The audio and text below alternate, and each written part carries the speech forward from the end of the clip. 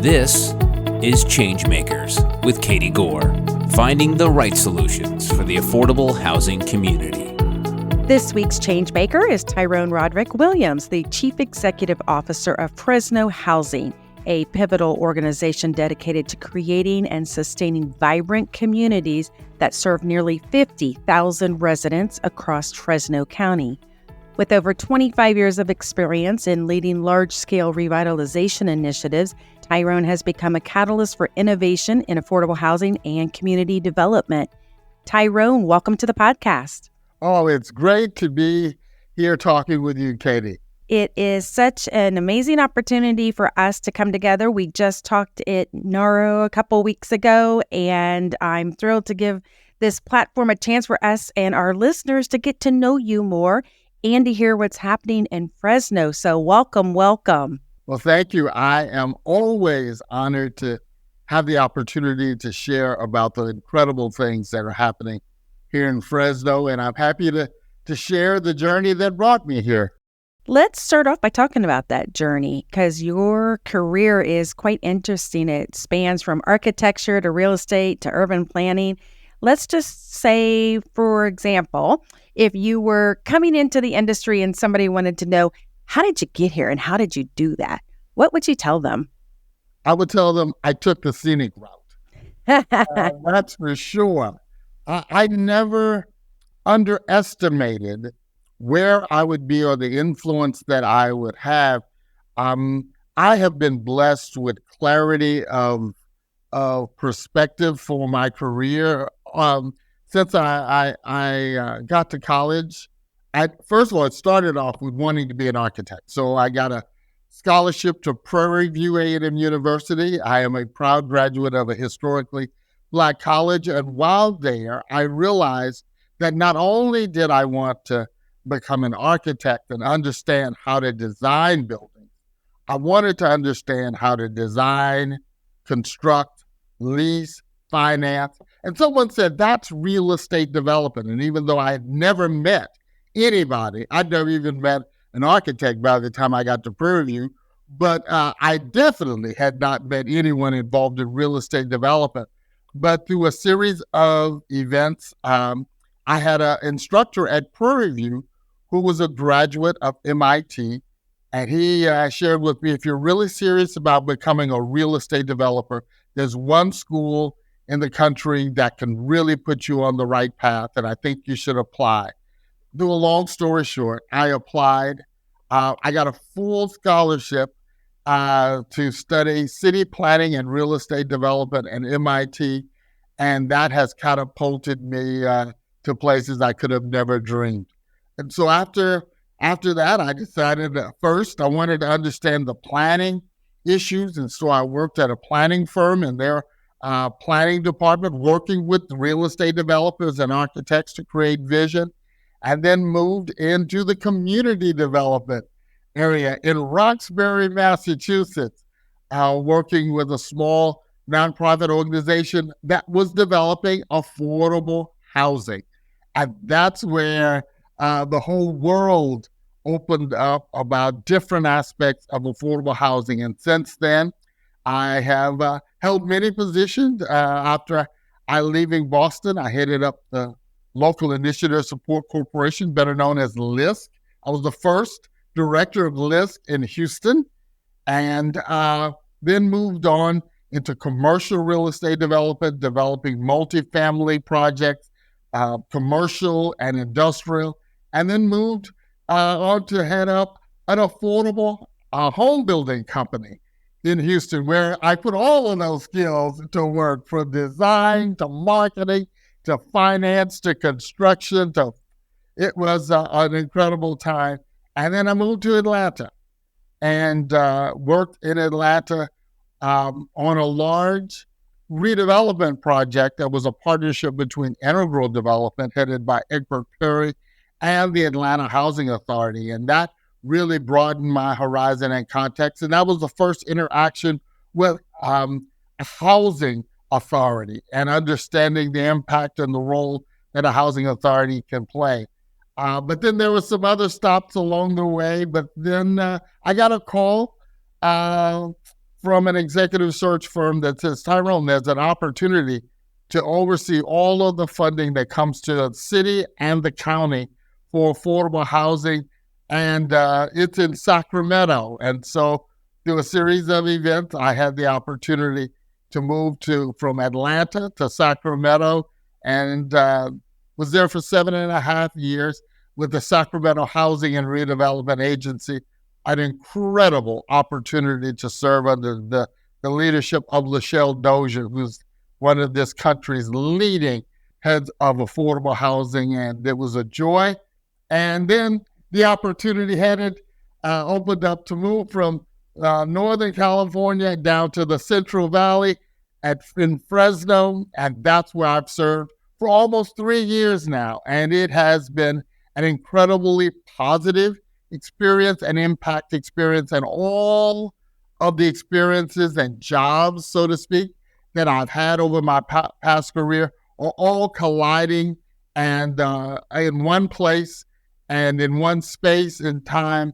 And I am here, and I am the happiest, most fulfilled CEO in all of California's Central Valley. I love it. The stars have really aligned. And shout out to Lachelle Dozier, also a prior podcast guest of ours. Talk about a phenomenal leader. Oh, absolutely. Having the opportunity to work side by side with her, and in many ways, watching her mentoring me has really prepared me to be successful. I can go anywhere in the world and be successful at any task or opportunity and responsibility because of the time that I spent under her leadership.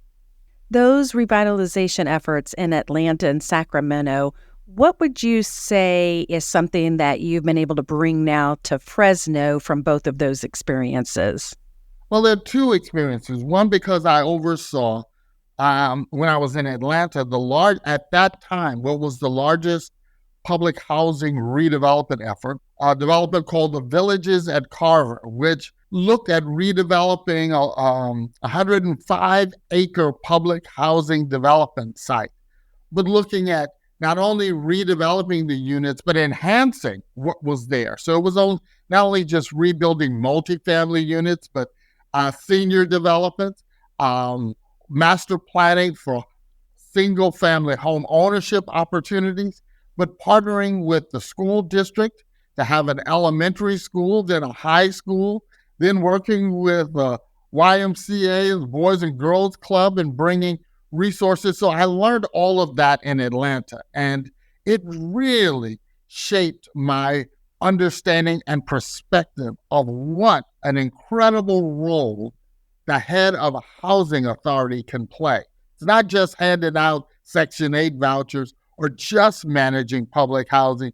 We could be a real catalyst for long-term community and economic change. And so that's one of the things that I really gleaned from my time at Integral. And then when I arrived in Sacramento, prior to my arrival, Sacramento was one of the few public housing agencies in the country that had 2 HUD Choice Neighborhood Initiative planning grants. And so we were looking at 2 separate developments and looking at planning for its future revitalization. And one of those planning grants emerged into an implementation grant. And the difference is the planning grant gives you the money to plan and to create the vision along with the neighborhood residents and the residents of the housing authority. But then there's a time to take that plan and make it become reality.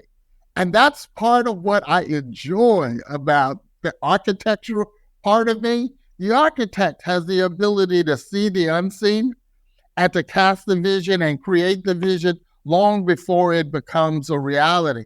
And I was a part of creating the master plan and overseeing a large segment of the redevelopment of Marisol Village, which is the name of the development that emerged out of that planning process. And I could use all of the creativity of the architect side of me. I understand the resident engagement side and the need for creativity, and doing something that hasn't been done before, setting a new vision, setting a new standard, and all of those things I was able to put into play during my time in Sacramento. And now I'm bringing all of that here to Fresno, and we've got some large place-based developments that are on the planning side and implementation side as well. Before we move in and talk about the details of Fresno, I want to ask you, because with your architect and your creative brain here, one of my pet peeves is driving by affordable housing and being able to tell it's affordable housing from the outside. What would you tell people who don't have the multi-millions to be able to redevelop their properties, but you clearly are driving by and can tell it's affordable housing? Where do they start? And what would you tell them from an architecture or just an investment perspective? Curb appeal matters. It matters at every income range. And so if you don't have the millions to tear it down and rebuild better, the first thing is to take pride in what is there already. The lawns should be manicured. The hedges should be, first of all, there should be hedges and flowers, and the hedges should be trimmed and the flowers should be well taken care of. The building should be painted and power washed. And the maintenance team at those properties should take extra care to ensure that things are neat and that balconies are clear and front entrances are neat and there's not trash and debris strewn across the properties. Those things don't require a choice neighborhood initiative, but those things do require a choice to take pride in what you have and instill pride in the residents who live there, that despite their income and their economic situations, that they can have pride in where they live, no matter what part of town they live in. Thank you for schooling our industry on that, because there are some times when people just run around before those REAC inspections and try to spruce it up, and it should be in the daily curb appeal and in the small details, shouldn't it? Yes. Here in Fresno, I've instituted a policy of presentation ready, that every one of our developments, no matter whether they are newer developments and we have some, or our older developments, every project should be presentation ready. And what I mean by that is anybody should be able to drive by at any time without me having to call the property management company and, sound the alarm, so to speak. Hey, go out there and clean it up. Somebody's coming tomorrow morning. No, that's not my vision. That's not the way I proceed. It should be ready no matter who shows up or when they show up, because our residents deserve to have the places that they live in presentation ready at all times. I am clapping and shaking my head because I am absolutely thrilled that you have mentioned that presentation ready. Let's challenge all of our colleagues here to have that mantra. Let's talk about Fresno. What is going on in the housing market? And, we hear a lot about the California market, but specifically what's happening there? What's the market like? What are some of the dynamics as far as the supply and demand of affordable housing? Well, just like so many other places, Fresno is in the middle of a housing crisis.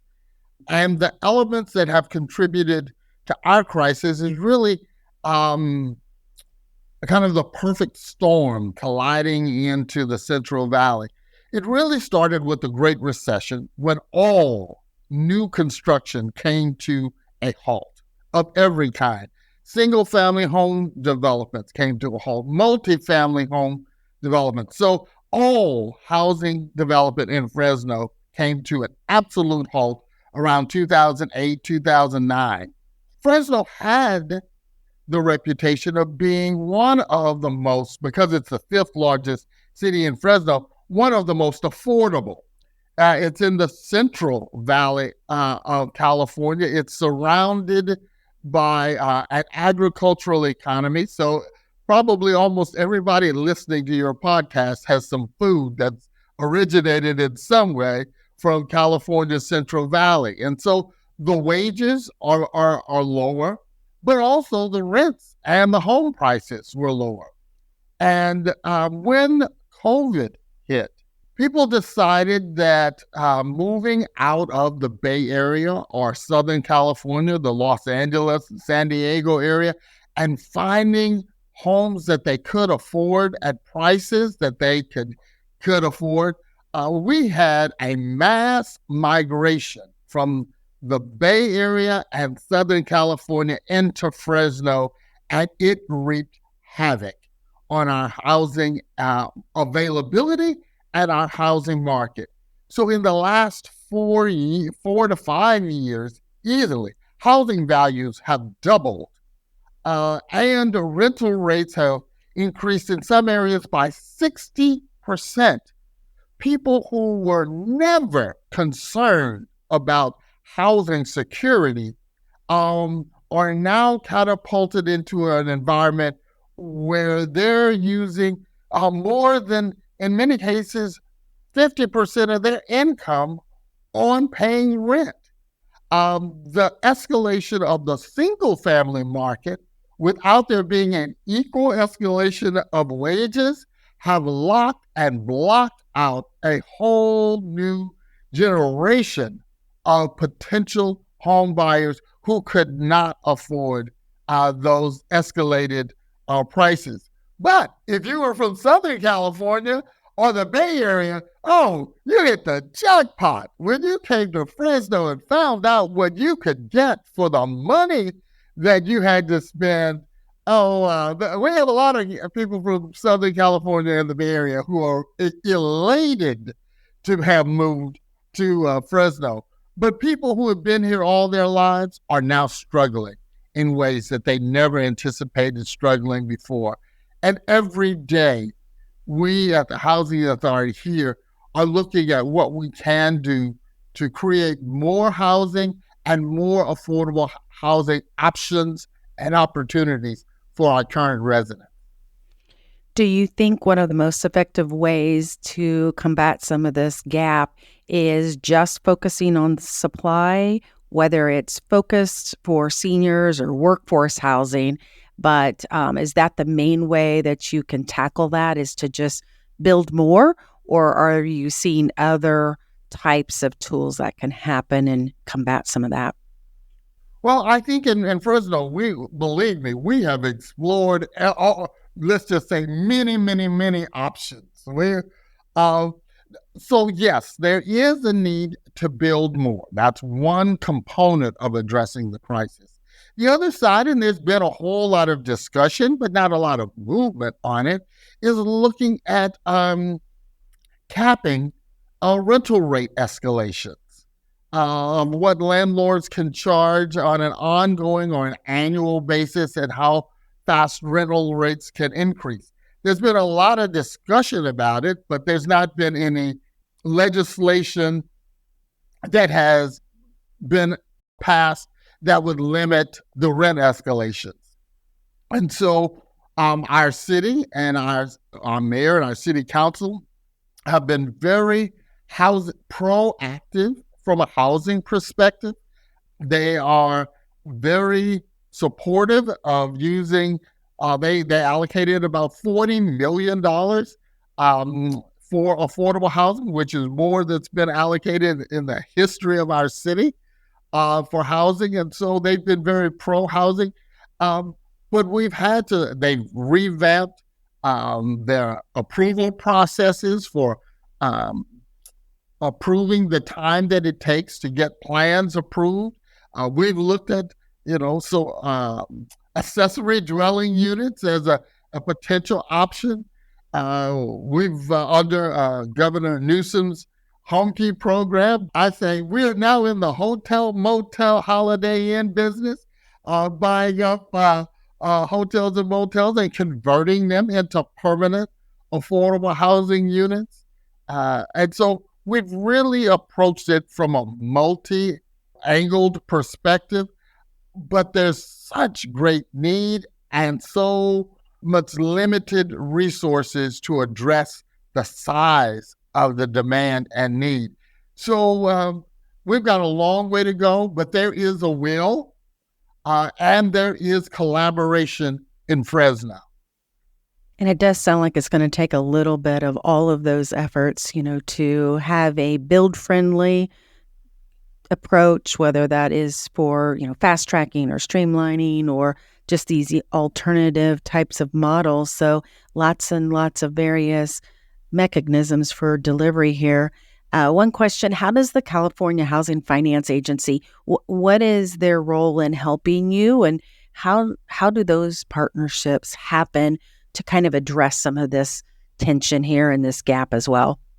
Well, the California Housing Finance Agency was created decades ago to facilitate funding for affordable multifamily development and assisting Californians in purchasing their home, particularly focused on first-time home buyers. And several years ago, Governor Newsom appointed me to the board of the California Housing Finance Agency, and I am really honored to sit on that board and create policies and programs that really do matter and really do move the needle as far as providing affordable housing opportunities through the down payment and closing cost assistance programs that are provided, as well as supporting senior and multifamily housing affordable developments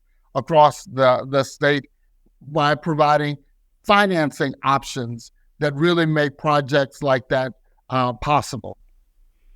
We've been talking about the gap here. Give us some numbers. Like, if you could build 20,000 in the next 5 years, but yet you have 100,000 people needing, like what is the scale and the mismatch? Do you have a context for us to understand the tension here? Well, here and throughout the Central Valley, we are, as I shared, in a housing deficit because there was very little developed after the Great Recession. And so we are about 50,000 units short. Clearly, on an annual basis, we're gearing up to bring about 2,000 to 3,000 units online. So we're making progress in supporting the work of the city and the city council and the county board of supervisors. But as I shared, the demand is so great and it far outpaces the resources, even with a governor who is pro-housing and has allocated more funding toward housing programs than probably any other governor in the history of the state of California. It's still quite challenging. And this tension doesn't sound like it's going away. I mean, this is not a blip on Fresno's radar, is it? It's here to stay, and it sounds like a long-term battle that you guys are going to have to stay in. Is that correct? Oh, we're in it for a long haul. This is a marathon, not a sprint. So we understand that. But even though it is a marathon, we want to run it as fast as we can. And we're going to look at every resource and tool that we have available to deploy to help bring these options and opportunities online as fast as possible. We've only scratched the surface of the innovative technology solutions at Fresno Housing Authority, which we'll explore in depth in part 2 of our conversation. Join us next time when Tyrone Roderick Williams returns to share his vision for the future, one that goes beyond providing housing to create lasting, meaningful change in residents' lives. Every resident who chooses to move forward with their academic pursuits, we want to have a hand in helping them financially. So we are moving in that direction. I can't say that at this point every resident, but there will be a day, and we're looking for opportunities to fund every resident, whether you want to go back and get your GED or all the way to your PhD. If you are a resident of Fresno Public Housing or a Housing Choice Voucher, we want to aid you in making those educational advances. Thanks for listening to ChangeMakers with Katie Gore. To find out more about Katie, go to quadel.com. That's QUADEL.com. This has been a production of Forbes Books Radio.